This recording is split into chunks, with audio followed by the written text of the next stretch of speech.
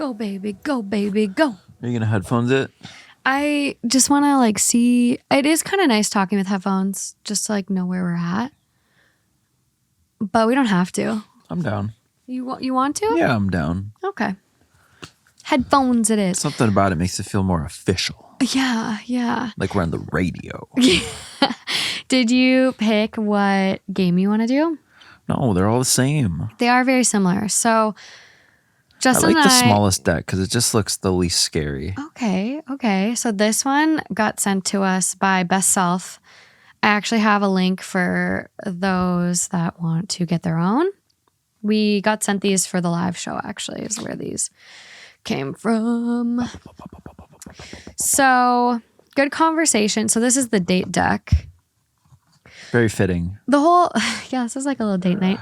So the whole purpose of this is like, this is like one of the first videos on this will be the first video on the THT Unsupervised channel that's like not Reddit reading, not Reddit related. It's like truly getting to know us. And so the whole point of this secondary channel is to try to like connect with you guys more, like show behind the scenes, show like vlogging, travel, fashion, to like not like limit ourselves, I guess, in like what we create. Maybe see a little behind the scenes of Justin's music creation. I think it could really be anything like we want it to be, but this will be the first video on the channel that's not like Reddit reading, which is kind of weird to think about. But True. So we have these games, we have like on the table here, like We're Not Really Strangers, and then a bunch of other decks from like Best Self. So we're going to jump into the date deck, and it says on there, a tool that sparks meaningful conversations with your special someone. And there's 50 different prompts. Good conversation deepens your connection and helps to keep your relationship strong. The date deck contains 5 categories of questions that get increasingly deeper, creating a fun way for couples to learn more about each other.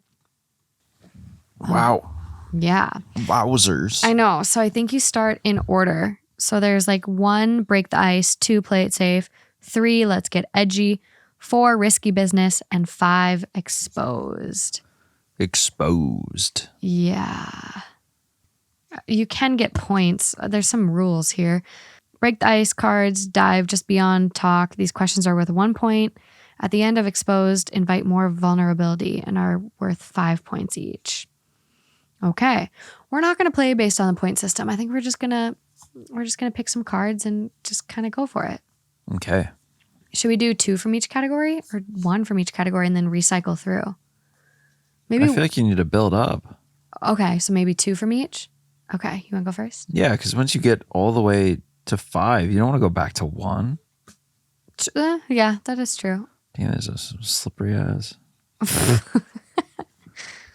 What's the dumbest thing you've ever bought? Oh, am I supposed to answer or do you read your own card and then answer? See, this Instructions unclear. Definitely to ask the other person. Okay. No? I don't know. Ask ourselves? We designed the date deck to inspire your quality time together with conversations that matter. With 5 categories of questions that get increasingly deeper, you'll be able to keep your conversations exciting while learning more about each other. It's easy to use the cards. 1, pick cards at random. Or 2, play the date deck game. Okay, so they don't give very clear examples. Okay. Best well, this one's going to take some thought then. I'm trying to think of something good, not like... What was the question again? Dumbest thing you've ever bought. Okay, so I have one that comes to mind, and it was like dumb, but it turned out to be like the greatest thing ever. Okay. So my dog Bear, I went, like my mom had this friend and she like bred horses. We bought a horse from her, and then we ended up like being really good friends with this lady. Her mom had a German Shepherd from Germany. We got a puppy from the litter in exchange for like selling her a horse. The puppy like was the most amazing dog, but accidentally like died. He got hit by a car. And so in order to like replace him, I found a fucking puppy mill on accident from like Craigslist and like met them at a Sam's Club parking lot in St. Cloud, Minnesota. Classic. Yeah. And they like pulled the puppies out of the back of their like crappy ass Suburban. The puppies were like covered in shit. One of them literally bit my friend Maya. They like drown them and shit too. It was so bad. It was so bad. And literally like I was an idiot. Like I was so dumb. I didn't do any research. I just like wanted another German Shepherd puppy to like fill my little hole in my 15-year-old heart. And we ended up taking the puppy that didn't bite my friend Maya home. And it ended up being my dog Bear. That's how you got him? Yeah. That's not the dumbest thing you've ever bought. It was dumb in the moment because of like, I don't want to support puppy mills, but it turned out to be a really, really good thing. So not the dumbest. Like I don't really have any dumb purchases. I kind of just return them after buyer's remorse. But that was like dumb, like a dumb kid, irresponsible in the moment, like type thing. But it did turn out to be really good because I got Bear. But Bear had a lot of problems. I think the dumbest thing you ever bought is the pod track. Hey, the pod track got out the first 20 episodes of Two Hot Takes, so it wasn't you bought it. You bought it for me. You bought it for me for a Christmas present. Yeah. Uno reverse, bitch. I'm sure there's more dumb things, but I'm very You're a conscious buyer. I'm just thinking about things that are like cost a significant amount because I think we've all bought like a bunch of dumb things that they're not even worth thinking about. They're not even worth returning sometimes, you know? You just eat it. But one of the things that was so dumb is us three New York boys are all moving to LA and we're like, oh fuck. We're going to have a yard. We're going to have to do yard work. We're going to have to do all this shit. And we were so conscious about saving money that we didn't buy what you think of when you think of a lawnmower. You bought a push mower. We bought the push one. My grandma's old as shit and she still uses a push mower. It's good exercise. But it's your grandma. That's what they had back then. No, they had the little things that just spun. They didn't even have motors. No, yours has a motor. No. It's the push one that goes around and goes shh, and the blades my God, spin the metal around. one? Yeah, and it throws grass left and right. Oh my God, what were you guys doing? We didn't want to spend the money. We didn't have the money. How much was it? $100. And the other ones were like $250, $300. Oh my God. And so we bought that thinking, oh, it's fine. The yard's not that big. And the first time we went out to the yard to mow, Jake's going back and forth. And I swear to God, it took like 2 hours because he did that and then the back. And it doesn't even cut. I mean, it does a decent job. It doesn't cut that great. But what's even more funny about it. Do you still have it? Oh, yeah. I kind of want to try it now just to experience it. Well, what's funny about it is sometimes the lawn crew will like skip a week randomly. Because we have the lawn guys, but we don't pay for it. So it's like we don't throw a fit when they don't show up. No, you don't care. But the other day we had a relatively big session and Austin's like, the lawn crew didn't come last week. And all of a sudden the next thing I know is I'm getting ready and bringing my stuff out to the studio and he's pushing that thing back and forth, cutting the lawn. Good for him. So it's still getting used. And he cut it all down. And I mean, it looked fine. Obviously, once the lawn crew came, it all looked like perfect. Immaculate again, yeah. It didn't look like out of just grown and crazy. And, yeah. But I remember pushing that thing in the backyard at the old house, back and forth and back and forth. And you'd spend like an hour out in the yard and it was all to save $100 or $200, which was not worth it. And it was a very dumb decision at the time. Yeah. Because yes, it would have been tough for us to to absorb that cost at the time, but boy, did we regret it. Yeah. Okay. What one do you want to keep? Top or bottom? I don't know.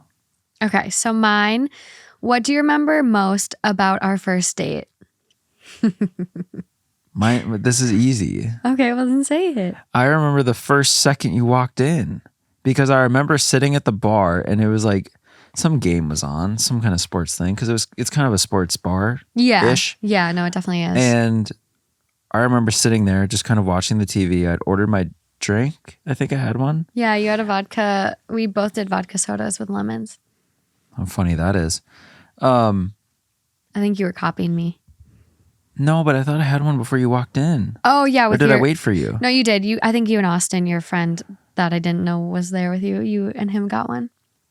I just remember the thing I remember most is I remember sitting on the stools that are like right there when you walk in. Yeah.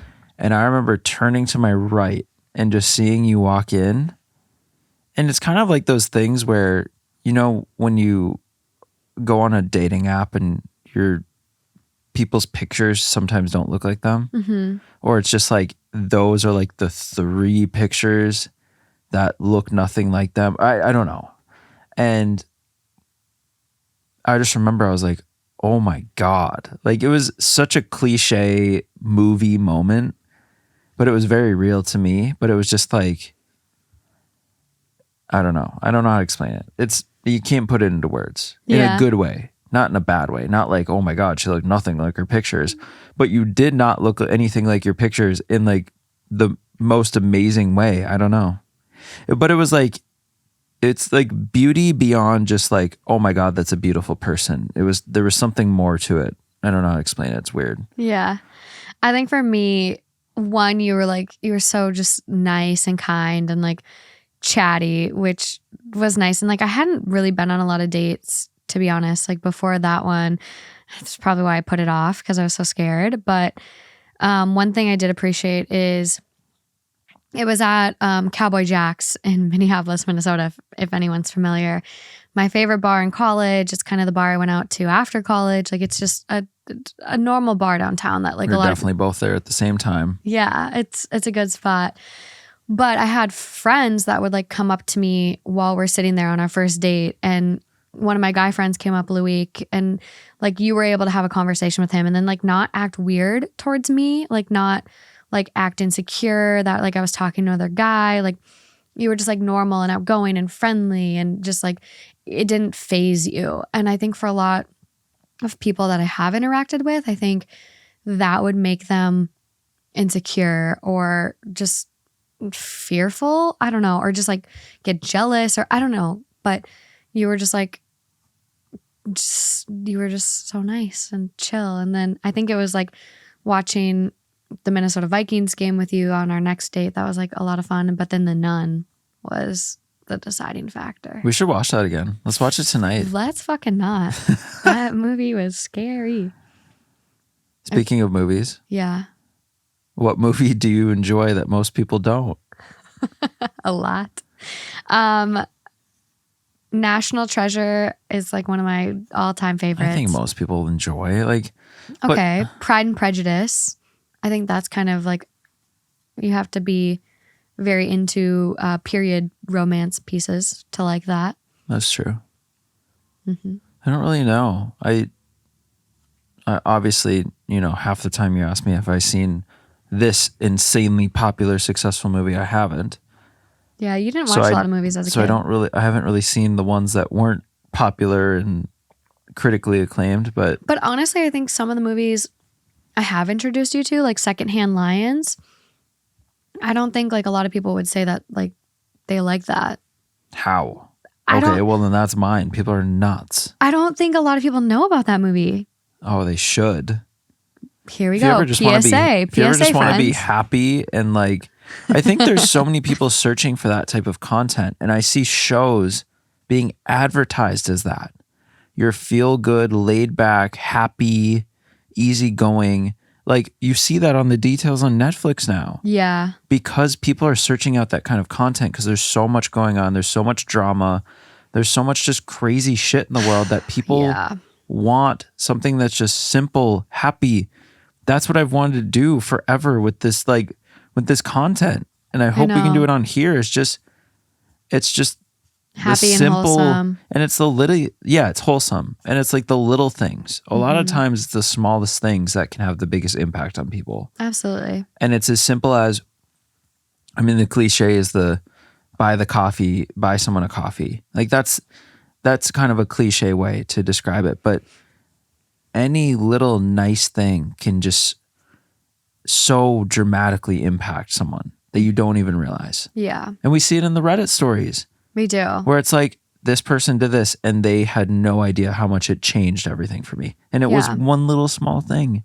Well, I think TikTok too, like you see those like the person that like left a big present for their UPS delivery person or whatever it is. Yeah. Or, I think there's so many things, and like I want to start being able to do that those projects. Like I want to be able to start giving back. Like I look at Mr. Beast's channel and like that's really cool. And he's like giving back to people that like haven't been able to afford a house or like whatever it is. Mm-hmm. And I want to start doing that. And you had the idea to do like the homeless but human project, or human but homeless. I forget what way you wanted to word it, but I really do want to start like those projects, especially on this channel, and really dive into that. But that's the vibe of that movie. Yeah. So if people don't, That's the if movie. people don't like that movie, then I don't know what's wrong with them. I think this is my last green one. Or Green? gray. Oh my God, gray. Thought it was colorblind. Gray. What color's the straw? Green. What quirky thing did you do as a child? I used to eat sticks of butter. I would like just go into the fridge and take bites out of butter. And I remember a clear, vivid memory of me eating a napkin once. Yeah, it was weird. Yeah. You're like, do I want to be dating this girl? I think I actually have a session tonight. Yeah, I gotta go. Oh yeah, we actually just got called into one. Bye. I'll see you. You didn't know I ate sticks of butter? Kind of, but I think I was so traumatized I pushed it out of my head. Okay, it's not that weird. I had someone on an episode that said they used to take sticks of butter and dip it in like cinnamon and eat it. And it was like dessert. I mean, when you I eat a think it cookie, was- you're basically eating straight butter, like mixed with some other shit. But Yeah, butter, flour, eggs, vanilla. I do like a cookie. Yeah, so it's not that weird. Butter, if you take a bite of it, actually doesn't taste that bad. Like real butter sticks. Not like, I can't believe it's not butter. That shit's like plastic. What's up with the napkin? I don't know. I just like remember just taking a bite out of it once. Do you remember those markers, the scented markers? Did you eat it? No. Do you remember the orange one? Yeah. Do you remember how the orange one smelled better than anything on earth? No, I didn't huff those like you, apparently. Were you a huffer? No, they were scented markers for kids. I know. Why did they do that? That's so I don't interesting. know, but the orange one, literally anytime I smelt it, I just wish it was some kind of food I could consume, but it wasn't. What did it smell like? Now we got to go buy a pack. I will. Yeah, let's do it. We got to, because I'm curious. Also, that's kind of a weird thing to instill in kids, because then you're That is teaching them. interesting. You're teaching them to like huff every marker. Quirky thing. I don't know. You weren't that weird? Well, it definitely probably was in some ways, but just in my older years, it's hard to think back to that long ago. I don't know. Your quirky thing might be your ice bucket challenge video you did where you jumped off your jet ski in the cold Everybody lake. did that, but that was me being a pick-me because I wasn't jumping off of dumping an ice bucket on my head. I was jumping off of a jet ski on a lake. Oh, you could be a pick-me for that. For the sake of time, we're going to do only one card from the next rounds. Oh. These were good icebreakers. I just throw them in the middle, organize them after. Well, I feel bad I didn't answer it because I don't really know. It's okay. I don't know. I used to go in the backyard and eat leaves. I'm just kidding. I was just trying to come up with something. Oh. I don't know. When was the first time you masturbated? I don't really know. I've actually thought about that. And the most vivid memory I have is I remember I don't know if it was on like a computer at the house, but I remember the first time I saw like boobs in a picture. And I was like unhappy for a second. Really? I'm like, that's what they look like. I think there's always that shock value when you have this thing in your head and all of a sudden you're just like, you start having these Like these curiosities yeah. where you don't know where they came from. But it's also like like Instagram versus reality. It's like the thought or like the expectation versus reality kind of thing. But it wasn't even like nice boobs versus like bad boobs. you know what I mean? Yeah, no. There's a reason there's like boob jobs and things. There's definitely like I need one. a desired My boobs are getting there's definitely a saggy. desired look. Everyone just has different boobs. That's fine, but there's The media, but that's the media portraying the perfect image of boobs, which is boob job. Okay, boobs. fine. For you, I guess that applies in the sense that for your taste, you have this image of what you think you would like, that you would hope for. Okay. Or that you would desire. Not saying it's better or worse than anything else, But the boobs you saw made you sad? I think it was just the difference of like, you finally see something and you're kind of like, oh, it could look any certain way. And I think you're still going to have that same reaction. Yeah. Right? So, I don't know. I don't really know when like sexual things clicked for me. And also I think for at least me as like a cisgendered woman that's attracted to men mostly, I think it's like there's not a lot of like, I don't know. It's really tough because women are hypersexualized. So it's really difficult to even pinpoint. This is a complex thought here. But yeah, I don't remember when, but I sure wish I could go back to that time and remember the first time. Cause like, how do you, oh, no, I thought I had a problem. Really? Yeah, I thought I had like a medical issue. Oh my and God. I like, in my head, I started trying to convince myself that I couldn't be doing that anymore because I thought I was like, broken. I have no idea. And Stuff shouldn't be coming out of your body. I thought it was like, yeah, I thought it was like a medical issue. Oh my God. But then it's like, at the same time, you're like driven to do it. Yeah. And so I don't know. That's so crazy. But yeah, I do remember that. I remember thinking like something's wrong with me. And I didn't know how to think like next time at the doctor I have to bring this up or something. But I'm sure a lot of people go through that. Yeah. Thinking like this Something's wrong isn't with right. me. I remember that because I had my own laptop at the time when I was like 12, 13 because I would play online like horse games. Fucking weirdo that I am. And I remember like Googling like homemade sex toys and like it was like take a sheet and like use the sheet in between to like rub on you. And like I remember being like, is this normal to have these urges? Like what is this? So that just sounds like a lot of chafing.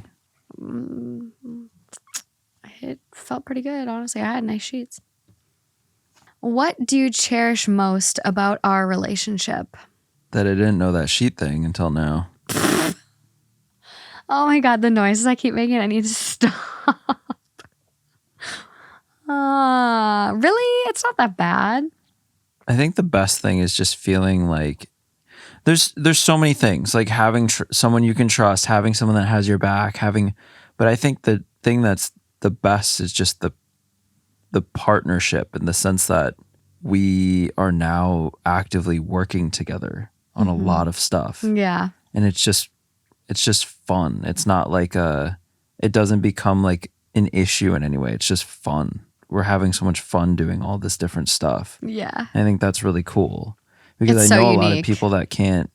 There's a lot of things that can happen when you start working with friends or you start, because I think classically like a relationship, you have kind of your relationship and then more commonly you have your work.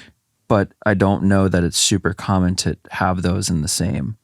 I think No, it's I don't think becoming more so. common these days though with content and everything. But it's just, I know that when you start closely working with someone that started as a partner, sometimes that can be tough. Yeah. And I just think it's so fun. Even friends, it's really hard working with anyone you're close with. But I think it's just cool because we think the same way. We have the same goals. We're driven kind of the same way. And it's just fun because it just feels like we're building all this shit. And just, Yeah. I don't know. It's just cool. It is. I would say for me, honestly, I've always like really struggled with, and like this, obviously there's so much more to our relationship than just this, like this is a one answer like thing. But I think something I've really appreciated from the beginning is how comfortable you make me feel and how like beautiful, honestly. And I think that's one thing that I was super apprehensive about when I started dating you because I was so insecure about my body, and I still am, but I think I'm in a better headspace. But I remember just thinking like, oh, like my legs like might be bigger than his, which they weren't. I literally could fit in your pants. It was funny, but just like you get in your own head and you just like have your own insecurities. And so I would say that like one thing I really appreciate is like how comfortable you make me feel and how just beautiful. Like, I don't know. It's nice because I haven't really had that in other relationships, like, which is interesting because obviously, or maybe not obviously, I don't know, but like those people that I dated in the past were attracted to me in some sense. Otherwise, we wouldn't have like had that relationship. But it's just interesting how different you can feel with a person that like doesn't make you second guess if you're pretty or like if you're having sex with them and you're like in a like vulnerable position. Like for women, being on top is vulnerable. Like you see it all, you got it all front and center. And so to like have someone that doesn't make you feel as self-conscious or vulnerable, I don't know. That's crazy. Yeah, that's interesting. Okay, you get to go first on this next one. Oh, you have a yellow one? Oh yeah, go. Yeah. These are so open-ended. What would you do with $1,000?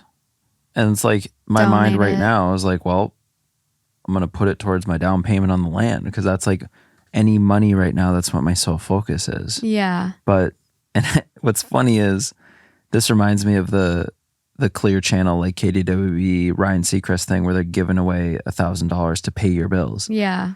And they always ask people, what are you going to do with the money?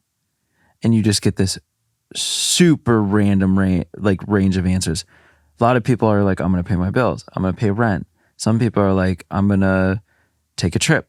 I'm going to go to Disney. I'm going to do XYZ. Everyone has such different goals or I know. So priorities. It's like very specifically, I'd lean towards the land if I was doing a very practical answer. Yeah. But I don't know. It just sounds like $1,000 that you can't do anything real with. You have to just spend it on something fun. Yeah. I don't know. I've been wanting to sit my ass on a beach in Mexico for a while. So that sounds nice. That does sound really nice. Or I would love to take something like that and just do something really nice for someone. Like that's my thought. My mind would go to like, Aww. What can I spend it on? What could I do that's just out of the box and fun? Or just like a really crazy fun dinner night thing. Yeah. And just spend it. Stay at a super nice hotel and just have an amazing night. Yeah. Just cause. Well, that sounds so nice. My headspace, like this week has honestly like been really, really hard. Like even like thinking about this now, I'm like, I could cry again. Obviously like this week was the shooting in Texas and we had multiple listeners that reached out to me that were affected by this. One girl's boyfriend's cousin got murdered. And then her, the boyfriend's other little cousin was shot and luckily he's okay, but the little girl didn't make it. And then another listener is a nurse taking care of all these patients. And so for me, I'm like, it's crazy because $1,000 is so much money. Like for a lot of people, that's a month of working. And $1,000 is a lot of money, but like at this point in time, I'm just like, I would just like immediately donate it. Like I just like in my headspace today. I mean, there's a lot of things I could put it towards: student loan payments, bills, just everything. But I just like this point in time today, it would be donated. I just feel terrible. This week has been really rough. Yeah. Really rough. Okay, green one next. These are getting fun. Oh God, I'm scared. What should we talk about more? Oh. Am I answering? Yeah. Oh, fuck. You answer first and then I answer. It's how we've been doing it. Also, if you're like watching this with your partner or listening with your partner, pause and answer these questions yourselves because that's where it's going to get fun. I don't know. I feel like we talk about so much. Yeah, we're pretty connected. Insert Jeopardy song Yep, here. that's what I was literally thinking. Don't Don't do that. That makes things harder. That's why they have that song. Oh, is that why? Probably. It makes you get anxious. Yeah. Every couple has their fights. Every couple has problems. I think for us, it's just like sometimes communication or like honestly where we have the most trouble, I would say, is like our trips back home to Minnesota, where like we both have families there and our families are obviously like very important to us and want to see us a lot. And so I think that's like sometimes like boundaries with both of our families can be really tough. And so maybe coming up with like better plans, like when we have those trips and stuff. But I know, but that's not really like talk about more. I don't know. You could talk about it more to plan better. But Well, when you get close to it, I guess. But like just in general, I don't know. I feel like we just talk about everything all the time. I don't know. It's kind of a tough one. maybe a therapist could be like, that. You guys need to do that more. Apparently, with you, we need to kiss more. So there's that. We do. You should be kissing your partner, like solid kissing makeout session for at least 6 seconds every day. I think I probably initiate at least 80% of hugs. No, I would say it's so 50-50. I would say it's so 50-50. But that is something I really make a conscious effort to do because like the minute you walk in the door or I walk in the door, it's always like, let's hug Let's first. greet the pet, then greet the you have to partner. say hi to Holly first, and then. Which, speaking of the little devil, where'd she go? She gone. But it's almost as like a grounding technique because like you're coming in the door at a different energy level than me, and it's just like it almost like connects you guys in a way where it's just like it's grounding. Because I think that's a lot of times where we used to fight. Like I would be stressed out working and you'd come in the door happy and like I'd ignore you. And then it would be like we'd be disconnected from that point forward for like the rest of the night. So like but I if think you hug, then you make purple. Yeah. Yeah. Yeah. They used to say, I used to do these ski trips as a kid, and they would say, boys are the one like blue and girls are red. And there's no making purple on this trip. Oh my gosh, that's so And so funny. I always wanted to make purple. I mean, my God, why wouldn't you? Oh my God, what is up with my sound effects? What are you the most embarrassed about? Oh, I feel like this question gets harder to answer as you get older. I think when you're younger, there's so many things. Oh my God, that was so embarrassing. That was so embarrassing. Whereas now, I mean, what's really that embarrassing overall? I was going to say, I don't think like at this point in time, I couldn't tell you anything. Like at this age, it's almost fun to do things that are embarrassing just because you can. Yeah. And who cares? I saw this TikTok the other day and it was like, oh, you're embarrassed about that moment? Oh, you're embarrassed about what you said? And I think in the moment, especially like if you have anxiety or you're neurodivergent or whatever it is, like you hyperfixate on something you said and you're like, oh, I regret that. That's so embarrassing. Or, oh, I wish I could take that back. Yeah. Everyone has that. But this person said, oh, that was embarrassing for you. Okay, let's put this into perspective. Think about your best friend or your boyfriend or your mom or whoever. Think about their most embarrassing moment. What are some of the most embarrassing things that have ever happened to them? Can you think of anything? No? Okay. Well, that's how everyone else looks at you. No one's gonna fucking remember your embarrassing moment. Right. Because I put myself in that and I was like, Alejandra, Lauren, I can't recall anything. I know. I wish I could say, oh yeah, the time in college when I pooped my pants, fell down, it fell all over the floor, and then everyone got in a circle so I couldn't leave, and then I was just rolling around in poop. Oh God, yeah, that'd be terrible. Like, I can't think of any crazy thing like that, but I think the embarrassing things now, I think, are when you accidentally do something wrong or you offend somebody accidentally. Yeah. And then that kind of is embarrassing. Like when you forget to respond to someone who sent you a really nice message, or when you just things like that, where it's kind of like a rude thing. Yeah. And you're more embarrassed that like, I didn't want to come off as being mean or rude or upsetting someone. I think that's more of the embarrassment that you could feel. Versus like, oh, I slipped on a banana and like everyone laughed. Yeah. More like it's more, I think the older you get, it's more, you don't want to intentionally hurt someone else's feelings, and that could be embarrassing for you, or like say the wrong thing, do the wrong thing. It's versus truly like, oh, something that reflects on your character in a negative way can be embarrassing in a different sense than you slipped and fell or you made a weird noise, or you did, you fart in class, that kind of thing. Yeah. Fart in front of your boyfriend. Time tonight. No. No. Okay, we have 2 more.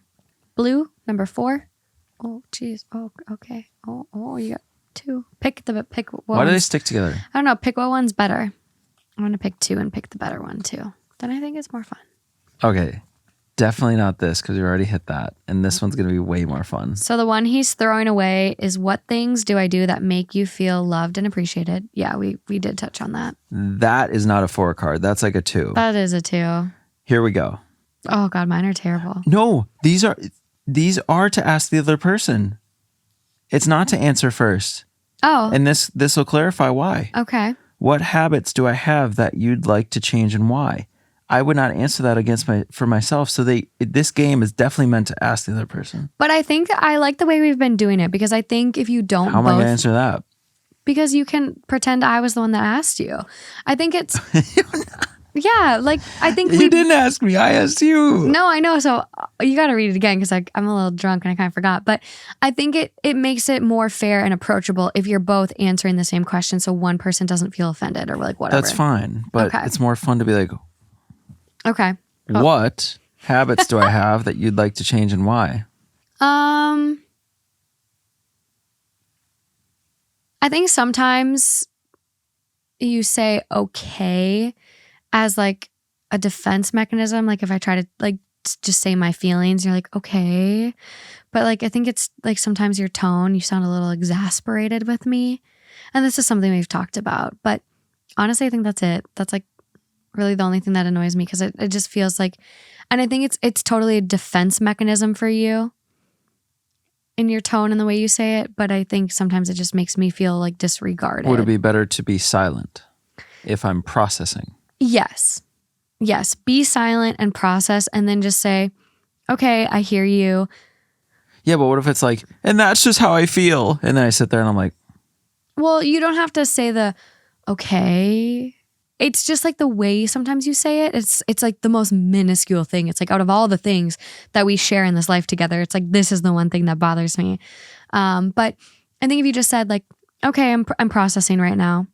It's just the way that it like sometimes comes across, where I'm telling you like something very vulnerable and how I feel, and then it's like a okay. It's like it just sounds like you're so exasperated with me. Like you just don't have it in you to like, it's over. yeah. We're done. So I don't know. I just think that's like literally, that's the first thing that comes to mind. And that's communication. And communication is so fucking hard. And we all can work on it and be better. I shut down. I know, but just think about the communication that we have compared to like past people you've had Oh my God. communication with. It was catastrophic. And then you really start to be like, oh, because it's so good, you almost have to narrow and just shoot a fine point arrow into the things that actually drive you crazy. Well, that's literally what it is. And I think even being able to play this game and have this conversation, me even like be able to like be comfortable enough to like tell you really Think something. people would have a problem? Yeah. You said what? You have a problem with what? Yeah, I think this is scary. I think telling your partner how you honestly feel about something is really scary, because it could hurt their feelings, or it could be taken the wrong way, or it might hurt Especially on camera, on YouTube. Yeah, and we're fucking sharing it. That's a whole nother aspect. So it is something that's like really, it's not easy. Communication in general is hard, but then like this all added layer, it's like, ooh, okay, ooh, oh, scary. Ooh. Ooh. My turn. Yeah, back at me. I think the thing that comes to mind is whether or not I'm on like a timeline where I call you when I have like a quick 5 minutes, or call you when I have a session starting in 15 minutes, or whatever the case may be. Or when I'm just laying in bed at night and just like, pause the show to talk to Morgan for a little bit. I think there's this element where sometimes when we're on the phone and we're having a conversation, Oh no. all of a sudden it'll go silent, or Morgan will start saying things that make no sense with the conversation. And I instantly picture Morgan sitting on her bed, on her phone, scrolling through Instagram, reading an email, going through Reddit stories. And I'll be like, so what do you think of that? And you're like, what? And I'm like, what are you doing? And you'll be like, oh, I was just trying to pull together stories for my episode. And in my head, I'm just kind of like, okay, I've known you for this long and I know you get distracted as soon as anything else happens. But Yeah. at the same time, it's like, okay, if you're going to do that, then I'll go keep watching my show. No, it's definitely Or rude. I'll go keep doing what I'm going to do, because it's like, and then sometimes I'll literally say to you, I'm like, babe, let's finish the conversation and then you can do that. Yeah. Because it's like you get so, but I know you too, so I'm not going to get mad because I know you get so distracted. So it's I like, do get distracted. it's just very more easily. like in my head, sometimes I'm sitting on the phone and it's silent for 20 seconds, which feels longer than 20 seconds. And I'm just like, I'm No. like, And that's are we having a conversation, or No. it's different when we're sitting right next to each other, It is. because yeah. we're not on the phone. Like when we're sitting next to each other, it happens sometimes and we'll be mid conversation, like the phone is there and it's like, I'm like, what do you think, babe? And you're, huh? But sometimes though, when you do that, you'll still have a full, complete answer and know everything I've said. So it's just Yeah. like, it's so confusing. I'm like, wait, what? Well, like sometimes I'm in the middle of something and you'll start talking at me and it's like, wait, no, like See, but it's different on the phone. it's different if you call me, but in certain situations, I'll already be doing something and then you'll come up to me like, and like start talking. It's like, no, wait. Like I can't just drop this in the moment. Like I understand that. You have to wait. But on the phone, yes, that's definitely something I need to be better about, and being like more like intentful to like focus in, because something I really have struggled with like since starting the podcast and like having all of these other like social media channels. And like it's not even so much like the social media that I'm looking at. Honestly, most of the time I'm looking at DMs, like because I feel so bad not answering people. So I always feel like I have this need to respond to people and connect with listeners and connect with people, because and comments and yeah, because that's the whole reason we're here, is like to connect with people. Like that's the whole reason any of this even exists, is because of everyone listening. And so I feel guilty shutting off. And so I definitely need to get better about like, no, like it's okay to shut down and unplug and draw a solid boundary. But it's hard because this like wasn't my path at all. And so I don't really know what the norm is or like what solid boundaries are. So it's interesting. that's why we need to go to one of those getaway houses, because they have a phone lockbox. I know. We So should you do can that. just lock in That would be nice. and actually connect. I just need to like also like hire someone to start helping that like I can like pass off, and like I just need You text Justin back. no You take the call with Justin. No, that's me. That's all me. But like I have a lot on my plate that I feel like I can't unplug sometimes. So for my question 4, I picked 2 and I can't decide which. What's your biggest relationship fear, or That's easy. cheating? So that one's out. No, Oh, really? I have one that's worse than cheating. Yeah. Like me just falling out of love with you? Yeah. So I already know the answer for that one. So what are you protecting me from? Sketchy ass creative industry shit. That's it? Well, that's the first thing that pops in my head. I've just been through so much shit with music and everything that everyone and their mom's going to try and take advantage of you. Okay, well, let's go back to the other one, because this one's a little deeper then. And elaborate on your biggest relationship fear. Well, I can get deeper on either of them. Well, let's go back to this one. I told the story in the studio the other day because the girl we had in was, I think she had gone through this a week before. Damn, And it's fresh. anytime we're in the studio and someone, I think, yeah, if we're writing a song, and because we kind of have to play therapist in our position, because you have to write a song that comes from some element of truth. There has to be some emotional connection in there, because if you write about something that's real, other people are going to connect with it and it's going to resonate with more people. Yeah. People will come in and talk about terrible stories about being cheated on or recent breakups, and every time those come up, I still get that like just a little bit of that pit in your stomach, because once you've gone through it, you can so quickly relate. And I mean, you have to tap into these feelings if you're going to be there to write the song with them. Yeah. So it's not like I'm doing it in an unhealthy way where anytime I see cheating, I'm like, oh, like, and it just like takes me down. But in a studio, you're in this, it's more of an intimate, like, I mean, it's such a private situation where people honestly open up more than I've ever seen. And we probably have better communication between human beings in the studio to write a song than most people ever do. Yeah, that is such an interesting concept. And so when people talk about these things, I'll get back into that feeling because I have to be authentic towards the song. And so I'll always get that like sick feeling about cheating and all that stuff because it just makes me so sick. Yeah. And I'm just so scarred from it. It's not like it affects me daily, but I think as a songwriter, it's my job to tap back into those feelings.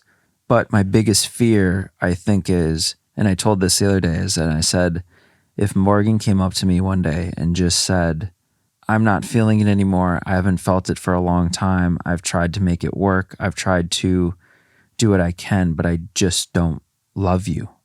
And that is like, I think that's heavy. I think with cheating, there's an element of like, fuck you, you ruined this, you took this down. But with that, you can't fault someone for falling out of love with you. Yeah. There's nothing you can do. You're helpless. There's nothing you could have done. There's nothing you could do. Sure, maybe there was stuff you could have done, whatever. But when someone falls out of love with you, there's no argument. And you can't even be mad at them. Because who are you to say that they have to love you? Well, so it's just feelings. Like feelings are so like irrational sometimes that it's just. Well, and I think if it happens hard to pinpoint. I don't know. Right. And I think if it happens on a short-term basis, like if you're like, the last month hasn't been feeling right, then I'd be like, come on. Like, then I can be mad and be like, get real. It's been a month. Give this a shot. Yeah. Instead of, I've been feeling this way. I've tried to bring it up. It's been about a year now and I'm just not into it. That is like the worst possible thing that could happen. That's really tough. Because there's nothing you can do. No, I mean, at that point. And there's no blame. There's no one to blame. Yeah. Yeah, I don't know. It's really interesting.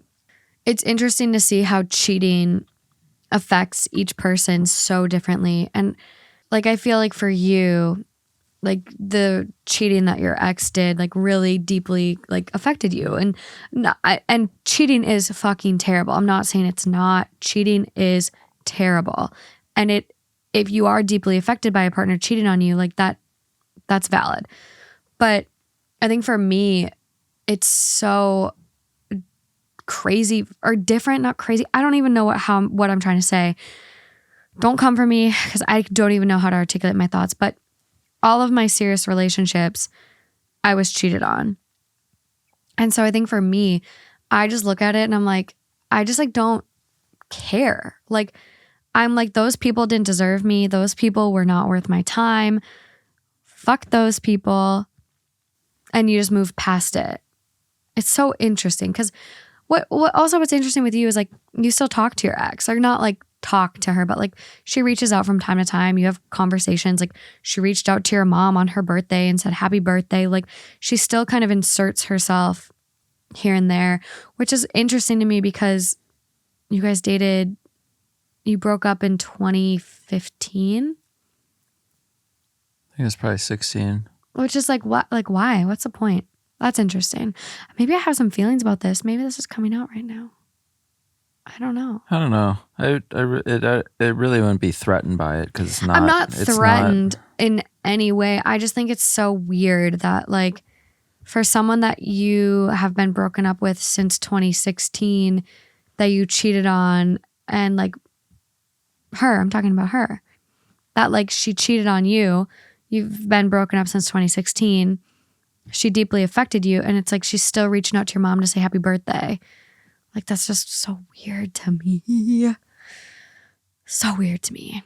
As far as my biggest relationship fear, did you have anything else to say about that? No. Nothing? Nothing at all? You're like, I don't let it affect me. I control what I can control. That is good. And I don't worry about controlling other people because that is a good way to look at it. You'll live a very sad life trying to do that.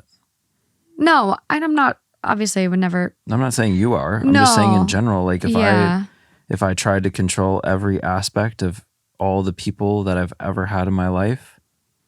No, and you can't control other people. I'm just like, I'm psychoanalyzing right now. I'm just in my own head, just like psychoanalyzing, just being like, huh, interesting. No, I'm just like, it is what it is. It has nothing to do with me. Boom. Yeah. If it truly had something to do with me, then it would be concerning on your end.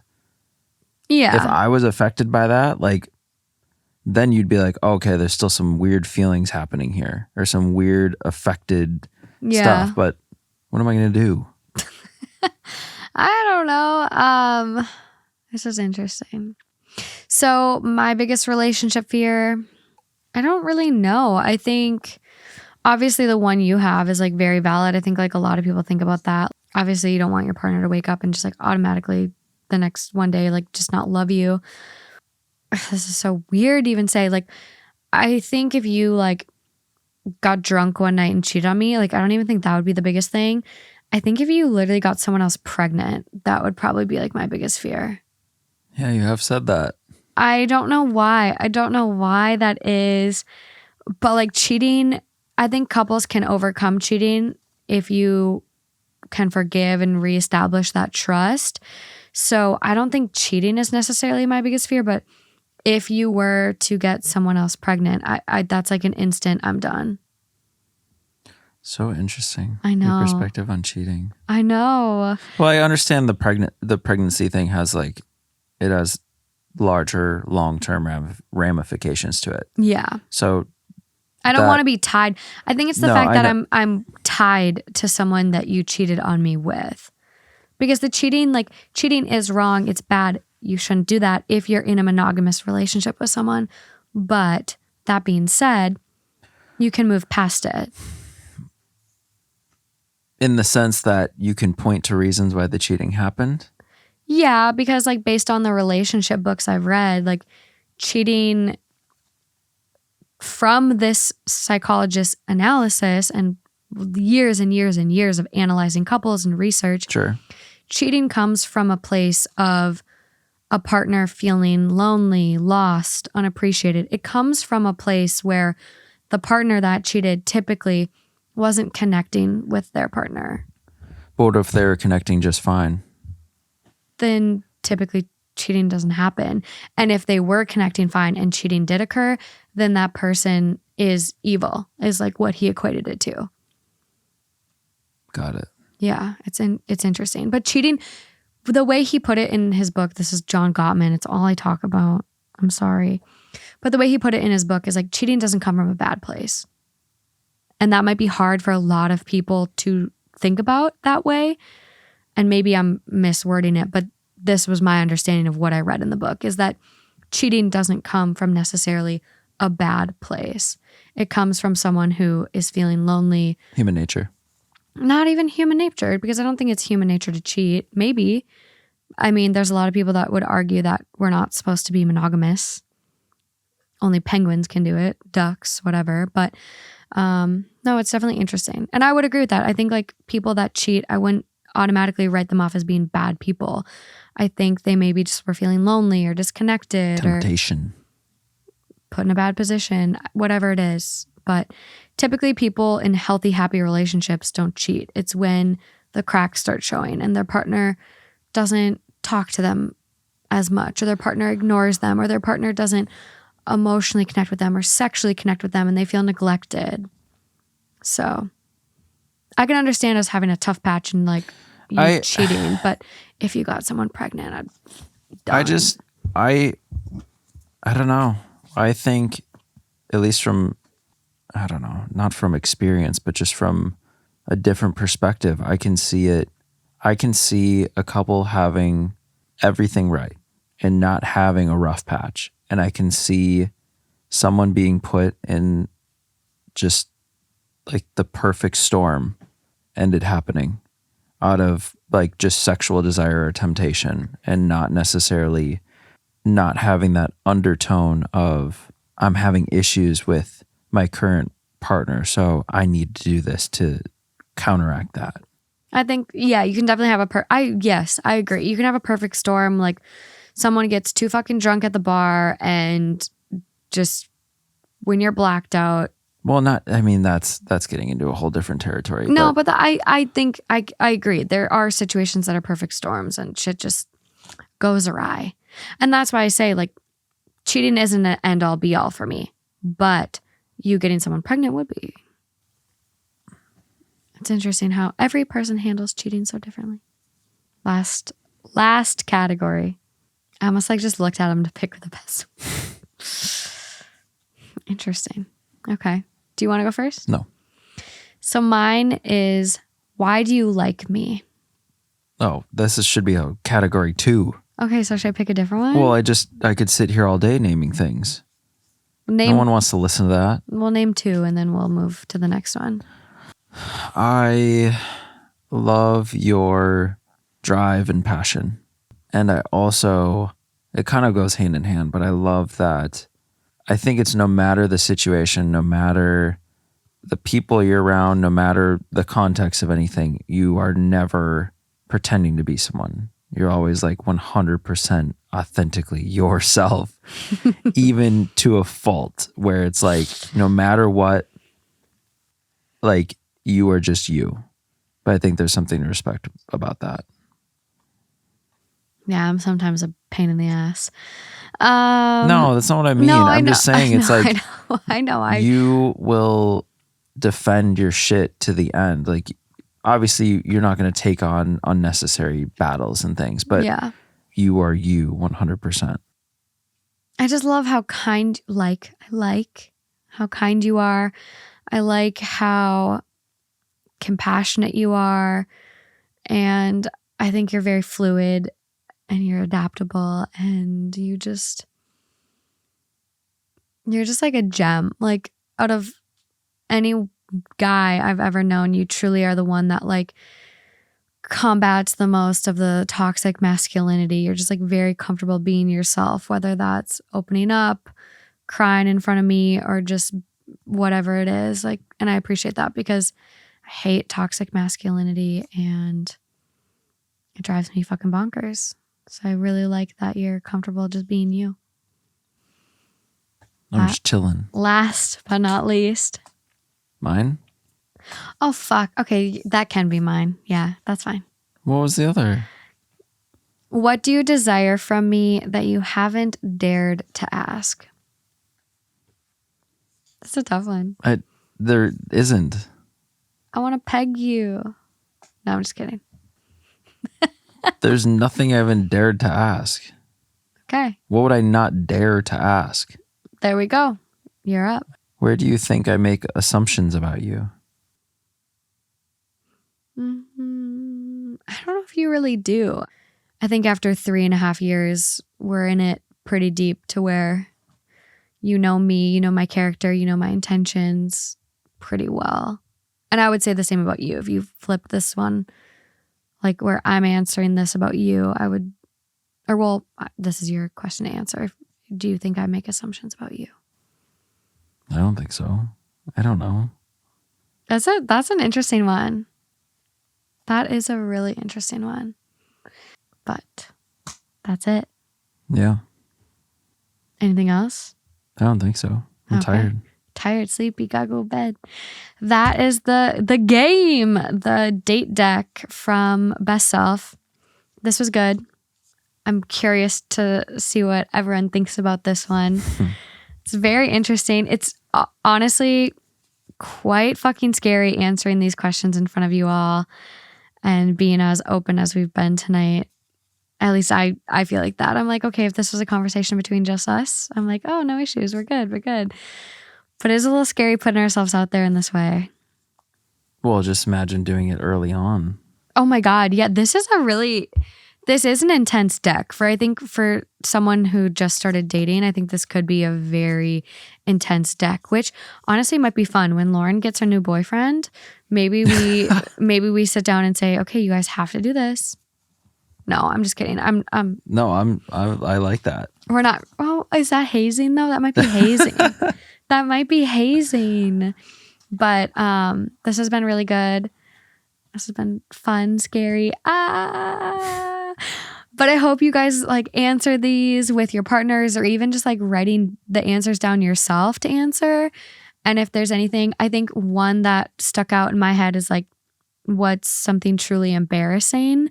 I'd love to hear people's answers in the comments on that one, because like in the moment when you have embarrassing problems, yeah, it's embarrassing. And then now I'm like in my head, I'm like, is this going to be embarrassing for me? I'm like, is this my answer now? I don't know.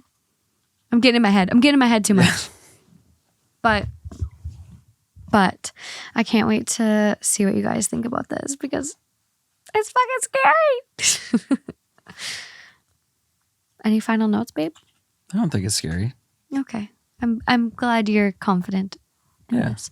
I just gotta hug my pillow. Okay. Well, bye guys. Bye.